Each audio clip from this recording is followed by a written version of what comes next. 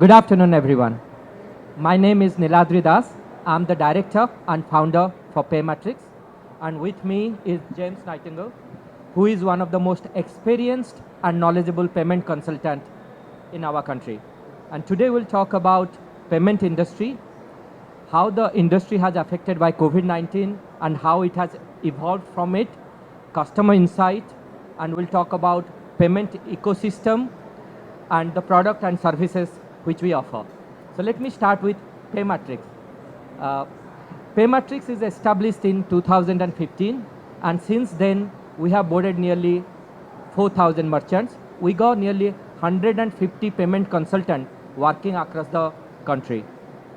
We work with latest technology new Android terminal where we believe on 3S, which is simplicity, speed, and security. We work with few world-renowned acquirers, and in UK we particularly work with Evo Payment. Evo Payment is one world-renowned acquirer, and let me talk about Evo. They got 18 offices in 11 countries. They have boarded more than 550,000 merchants across the globe. They got nearly 2,500 employees across the world. Their processing volume is over 100 billion, and they deal with 150 currencies.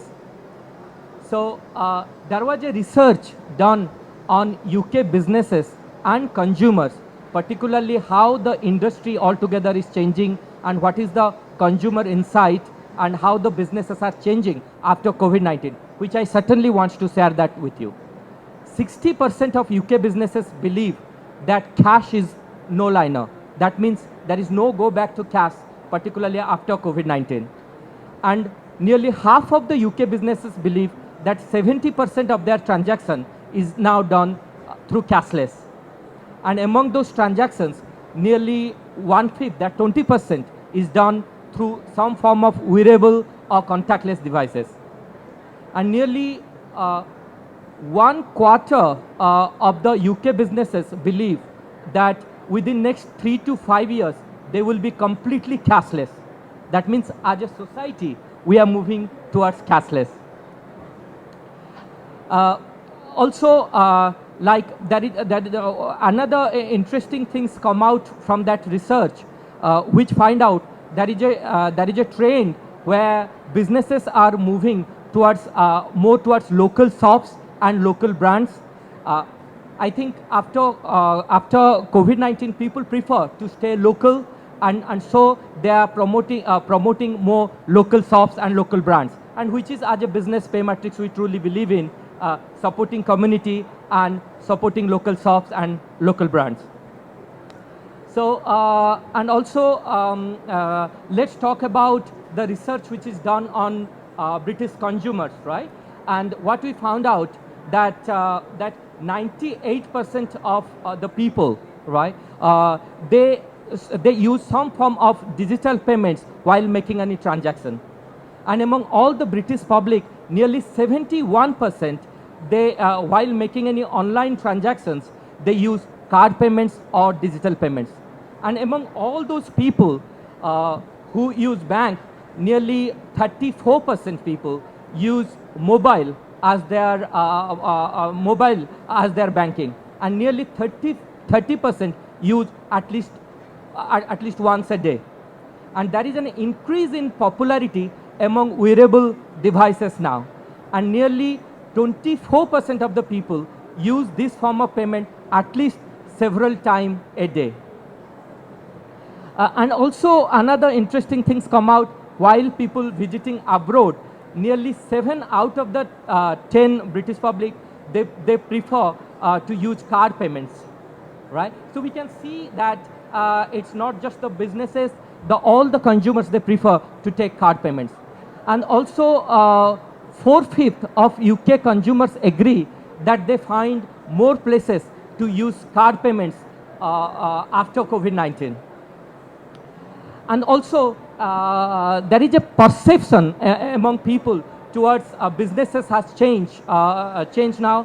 Now more and more people believe that those places they found to take card payments are their modern and customer-centric. So let me talk to James, who is specialized in payment industry. Now he'll talk about the payment industry and the payment ecosystem. Thank you. Thank you, Neil. So everybody knows exactly what it's like to see a credit card, but what actually happens in the background? How do we get to that point? So the card associations, the people that actually make up what we call the schemes in our industry, they're the ones that send over all the details to the issuing bank, so your Barclays, your Halifaxes, your Lloyds, etc. And they are the ones that issue the cards to the customers. Of course, then the customer needs to have a place to use the card, which is the merchant in this case. And the merchant has the need for that service to be placed into them. That's where we come in. We're an independent sales organisation.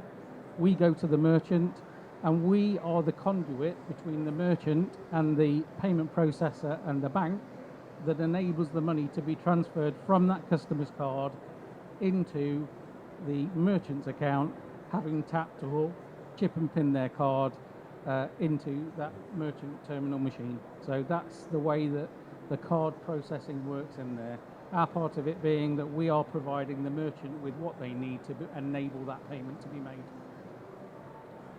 Next one. So the payment ecosystem, obviously we are one, if you look at the very top page, we are one of the independent sales organisations that deals with that.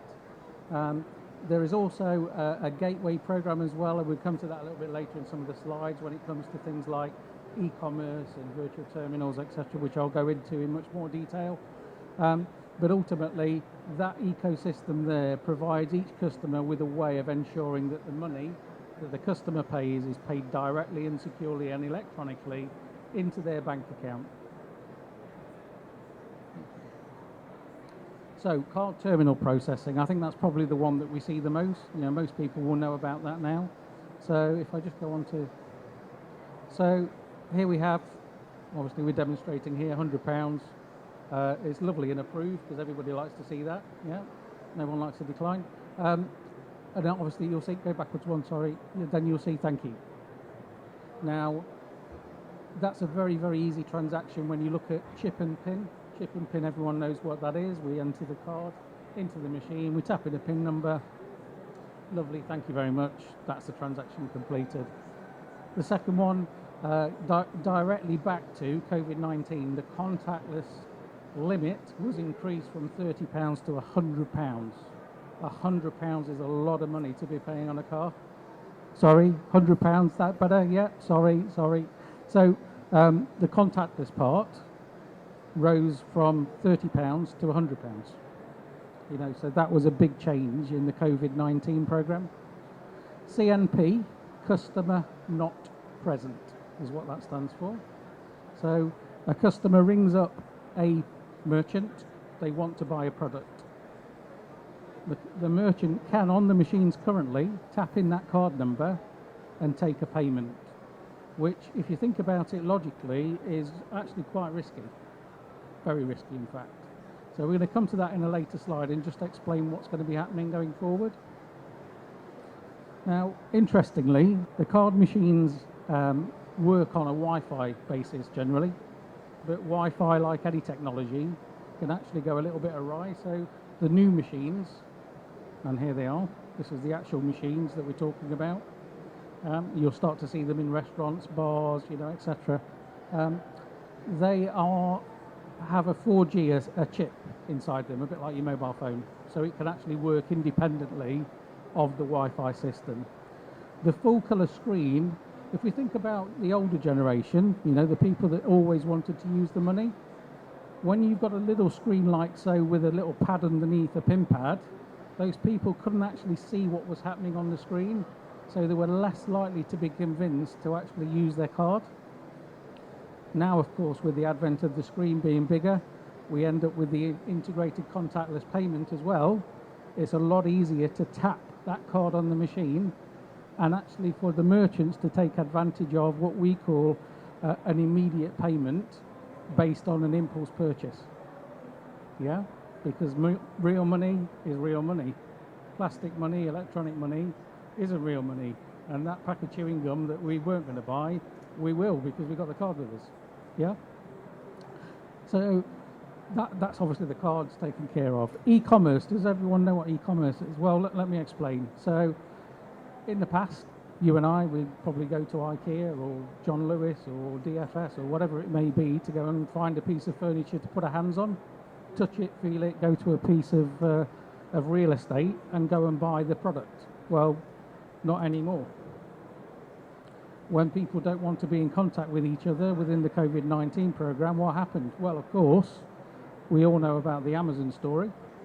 Yeah, people wanted to be able to buy products by going on and looking at them, the description being available for the products actually on a screen. You don't have that in a warehouse. You may have a printed piece of paper, but it's not there. So now that process has become very easy. We have a user that uses an electronic device, whatever that device comes as, whether it be a mobile phone, a tablet, a laptop, whatever it may be. They select the product. Who could have even dreamed that we would do that from a picture? We go and add it to the shopping cart. We then make the payment. We then have the merchant who's got their money. We then have the delivery from the warehouse directly into the user without that user having seen, touched, smelt or felt that product. I don't know if you can see the graph here, 2019.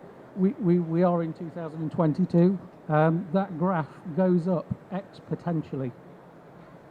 Even with everything that's happening at the moment in the economy, that graph is going through the roof. What is that telling us? E-commerce is here to stay. It is. So, a virtual terminal. Let's just talk about that for a moment. Just go to the next slide, please, now.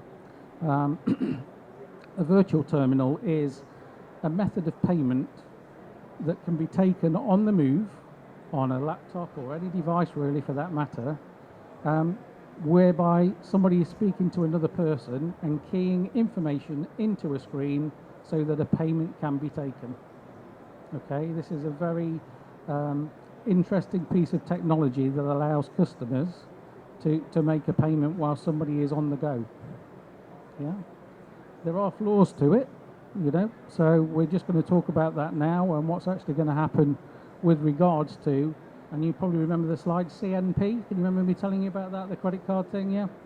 So CNP is a very, very interesting way for fraudsters to make an awful lot of money very, very quickly if they are so inclined to do so. So starting next year, the virtual terminal and the e-commerce system, whereby the customer enters the details on the e-commerce, the virtual terminal, the operator enters the details for a virtual terminal payment. There will be a hybrid. The customer will enter the details, but the operator will not see the details at the other end. In other words, there are stars coming up on the screen that they can't see, so human hands and eyes aren't touching the card details, but the customer is the one that's driving the sale.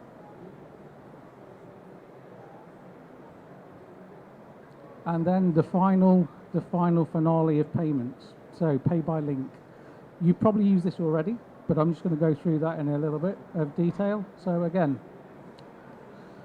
so what will happen is you've probably been into a pub, restaurant, whatever you want to call it, and you can scan a QR code now. That QR code becomes the menu. You choose your food, you pay for it. Instant contactless service designed for COVID-19, people that don't want waitresses sneezing all over them. Beautiful. You have a service of some description, whatever that service may be. You get emailed a link, whether it be the pay link that I've just said, or the pay now button. You must have seen that in some way or other, you know, out there in the marketplace. And then you finally now, the Visa and MasterCard people have now decided that they're going to go with click to pay. Yeah, and you'll start to see this logo appearing more and more as a link click to pay. So that will be starting to become a bit more apparent. So as you can see, we started at the beginning of this presentation talking about the COVID-19 progression and what's happened in the industry as a result of that. I think the conclusion at the end of it is we as a society are changed forever. We will embrace the electronic payments. We will be an e-commerce society. We will be a society of not touching money. So thank you very much. We are going to take questions at the end. But yes, 10 minutes worth. If anybody's got any questions, then please ask and we'll try and answer for you. Card machine, what are the rights? So if someone uses it, also there's a right to pay. What is it on your... Very good question, one that we get asked a lot. What it does depend on is the volume of which you're actually putting through on the machine. It also is based on the category of business that you're in. So for example, if you were selling cars as an example, and you were taking the deposit on cars, it's not like going to Tesco's, going around doing your shopping, putting everything in, go to the checkout, instantaneous exchange of service. What happens is the banks, and one of them's represented here, I'm not going to tell you who it is, they get very nervous when there's a delay in service. I'm probably showing my age here a bit now, but there was a company called Dolphin Bathrooms. Does anybody remember that? Yeah, Dolphin Bathrooms took what was then First Data, a very, very large acquiring bank, for about £5 million. Interestingly, if a company goes bust having taken deposits, everyone says, oh, don't worry, you can get your money back from Visa and MasterCard. No. The bank that actually did the acquiring are the people that have to pay that money out. And you have to do a lot of acquiring to make that kind of money, trust me. You have to turn over a lot of money, because every bank out there is on such a small margin, they are using people to credit assess and risk those potential risks out of the equation. But if you want to give us your details, we can have a look at it for you, and we can do you a quote specifically for your business, if that's what you'd like to do after the event. Yeah. A serious question. So there's a lot. There's a lot of discussion around new regulation around these new payment systems. Do you anticipate there being new regulation? I know there's some that's been introduced in Europe recently, but what about the UK? There are some regulations changing in January. That's really more about the actual terminal length of time more than anything.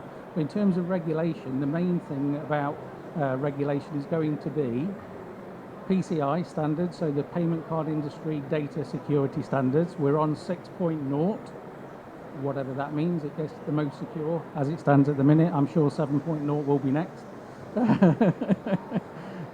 We're also in a stage where some of the contractual terms will actually change from lengthy periods of time to much shorter. What you'll find as well is with the advent of virtual terminal and CNP and e-commerce becoming a bit of a merge of them, I think you'll find there'll be some quite strong regulation around the people that are taking those riskier kind of payments. And I think it's likely that the banks, if they feel that there is going to be more risk, there could be some adverse risk payments that they will need to pay up front to ensure that that is saved from the overall pot that's actually quite small. Yeah. Does that answer your question for you? Thank you, everyone. Thanks for your time. That's all. Thank you.